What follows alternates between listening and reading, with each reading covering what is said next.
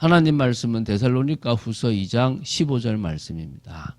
오늘 이 말씀을 보고 데살로니가 후서 서론을 좀 보는 시간이 되어지기를 바랍니다.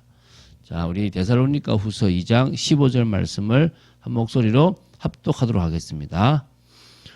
그러므로 형제들아 굳건하게 서서 말로나 우리의 편지로 가르침을 받은 전통을 지키라. 아멘.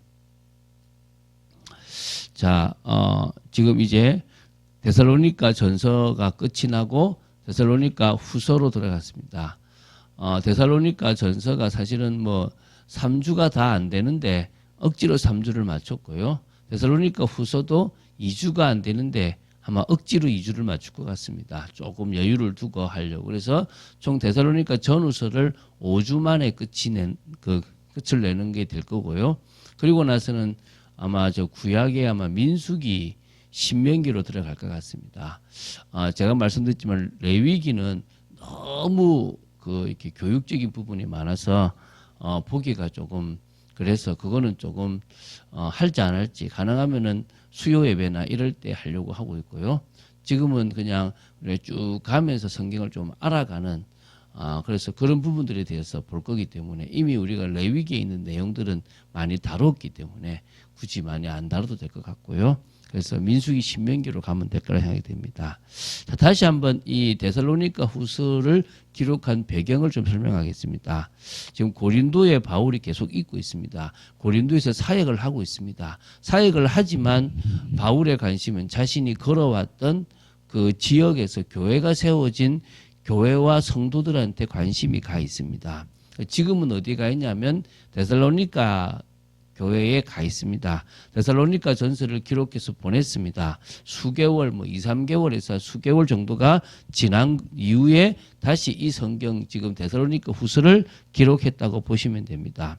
데살로니가로 갔던 디모데는 모든 일이 다 순조롭게 진행되어 간다고 소식을 가지고 돌아왔습니다. 그러나 그곳에 몇 사람들은 예수의 재림에 대하여 너무나 신경이 과민하여서 예수의 재림이 임박했다고 하면서 아무 일도 안 하고 주님이 오시기만 기다리고 있다는 것입니다. 왜냐하면 핍박도 그때 많이 생겼다는 거예요.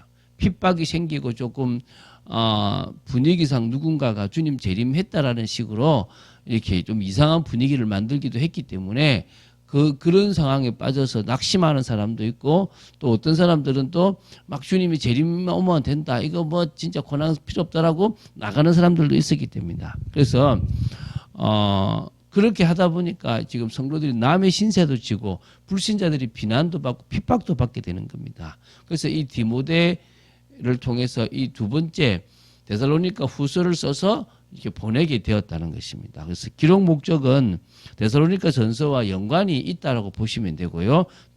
크게 두 가지입니다. 뭐 몇 가지가 많겠지만 크게 두 가지입니다. 환난 가운데 있는 성도를 격려하기 위해서 썼습니다. 그러니까 지금 데살로니가 지역에 이교도들이 예수 믿는 기독교인들을 박해하기 시작했어요. 그래서 지금 데살로니가 전서를 기록할 때와는 다르게 박해가 좀 더 많이 지속이 됐어요. 그때와는 좀 더 심각한 상황으로 흘러갔다는 것입니다. 교회가 성장하고 활동적이게 되면서 이교도의 어떤 그런 핍박, 견제를 받게 되는 겁니다. 그럼 당연히 기독교 신앙 공동체는 박해가 점점 심해졌다고 보시면 되겠죠. 이 데살로니가 전서에서도 이 문제를 조금 언급한 바가 있는데요. 데살로니가 후서에서는 이 문제를 좀 더 깊이 다룰 필요성을 느껴가지고 너희들이 당하는 환난의 의미가 이런 것이다. 그 결말은 이렇게 될 것이다. 라고 다루면서 다시 한번 성도들을 위로하고 격려하는 부분에 이 데살로니가 후서를 쓰고 있다라고 보시면 됩니다. 여러분, 그러니까 힘든 건 당연한 거예요. 여러분 뜻대로 안 되는 인생이라는 것이 당연한 겁니다. 두 번째는 주의 재림에 대한 일부 성도들의 오해를 교정하고 재림 신앙에 합당한 삶을 살도록 권면하기 위해서 이 데살로니가 후서를 기록했다는 것입니다. 데살로니가 전서에서도 주의 재림과 성도의 부활 그리고 재림을 기다리는 성도의 거룩한 삶, 구별된 삶에 대해서 이미 충분히 가르침을 전달했습니다. 그래서 제가 이것을 우리 데살로니가 후서 마지막에 뭐 할 거냐면 재림에 대해서 한번 설명을 조금 하고 그때 우리의 자세가 어떻게 되는지에 대한 부분들을 한번 나눠보려고 합니다. 그걸 데살로니가 전후서를 중심으로 한번 다뤄보려고 합니다. 자, 어떤 이유에서든지 주의 날이 이미 임하였다라고 거짓말을 하는 사람들이 있어요. 그러니까 이미 도둑같이 임한다 그랬지 않냐. 임했고 갈 사람 갖고 너희들은 지금 핍박 속에 있는 사람이다라고 속이고 있는, 버림받았다라는 속임이 있는 거죠. 그래서 주의 재림에 대해서 잘못 가르치고 있는 이 거짓 가르침에 대해서 지금 뭐고 있습니까? 이 성도들이 심각한 부작용이 있다는 것을 알고 그것을 바로 잡기 위해서 성도들은 너무 당황하고 일부 성도들은 생업도 포기하고 일상생활을 아예 할 수 없는 상황이 된 이런 상황 속에서 제대로 된 신앙의 모습, 삶을 할 수 있도록 데살로니가 후서를 기록한 거죠. 한마디로 신앙의 연륜이 필요한 거예요. 데살로니가 교회가 너무 짧은 시간 동안에 세워졌기 때문에 사실은 되게 겉으로는 믿음이 있는 것처럼 보이지만 내적인 성숙이 되어 있지 않았던 부분들이 있었다라고 보시면 돼요. 그래서 우리가 지속적으로 말씀에 오랫도록 훈련을 받는 이유가 그런 것들이 있다는 것입니다. 그래서 바울은 이 데살로니가 후서를 통해서 주님의 재림에 대한 전조가 있는데 한 3가지가 있다는 것입니다. 먼저는 배도하는 일이 있다. 그게 데살로니가 후서 2장 3절인데요. 그 다음에는 6절에서 7절에 보면 어떤 억제하는 영향의 움직임, 하나님의 일을 막는 역사들이 있을 것이라는 것이 있고요. 3번째로는 데살로니가 후서 2장 4절 9절인데 사단의 역사를 따라서 악한 자가 막 나타나게 될 것이다라는 부분까지도 나옵니다. 그래서 이런 전조가 미리 있다라는 것까지도 미리 알려주는, 그래서 말세를 이렇게 준비하라는 부분들을 합니다. 자, 데살로니가 후서는요 3장으로 되어 있습니다. 구조를 보면요. 그래서 1장은 환난에 처한 성도들에게 위로와 격려를 하고 있는 부분이고요. 2장은 재림의 징조와 심판에 대한 예고들을 하고 있고요. 그리고 3장은 재림 신앙에 합당한 성도의 삶을 그 내용으로 잘 다루고 있는 부분들이 있습니다. 그래서 이제 마지막으로 데살로니가 후서의 중심 내용을 좀 설명하겠습니다. 몇 가지를 한 6가지가 이렇게 있으니까요. 첫 번째가 문안 인사를 바울은 합니다. 그래서 데살로니가 후서를 통해서 데살로니가 성도들이 믿음과 사랑 그리고 인내가 참 크다라는 것을, 또 그것이 감사하다는 것을 지금 표현합니다. 데살로니가 전서하고 비슷하죠. 그죠? 두 번째는 과거와 현재 당하고 있는 고난은 헛것이 아니라 하나님으로부터 미래의 보심을 받을 수 있는 아름다운 것이다. 그래서 지금 이 고난 당하는 게 헛된 것이 아니고 저 미래를 위한 과정이다라는 설명을 하고 있는 것입니다. 동시에 하나님의 공의가 드러날 그 시점이 되면 너희들을 박해했던 자들은 환난을 당하게 될 것이고 박해를 받았던 너희들은 영원한 안식에 들어갈 것이니까 잘 견디고 힘내라고 신앙을 북돋아주고 있는 거예요. 네 번째는요.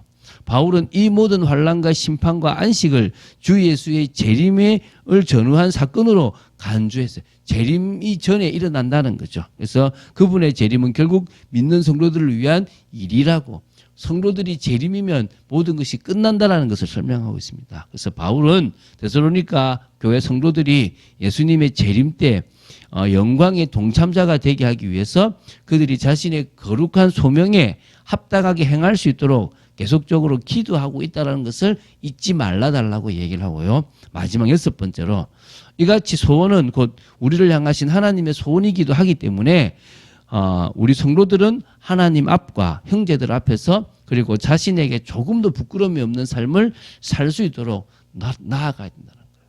그래서요. 미래가 분명하기 때문에 오늘의 최선을 다하는 거예요. 저는 더 행복하고 더 즐거운 목회를 하려고 합니다. 이번에 데살로니가 후서를 2주간 나누면서 좀 더 깊이 있는 은혜를 나누었으면 좋겠습니다.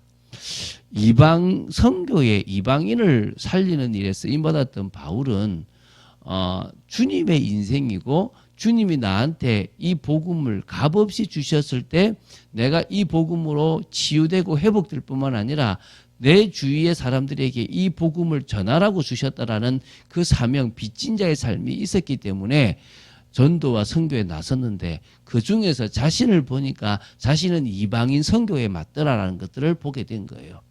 그것을 짧게 본 게 아니라 한 10몇 년 동안 계속 은혜 받고 작은 사역들을 해 나가면서 깨닫게 되었다는 거예요.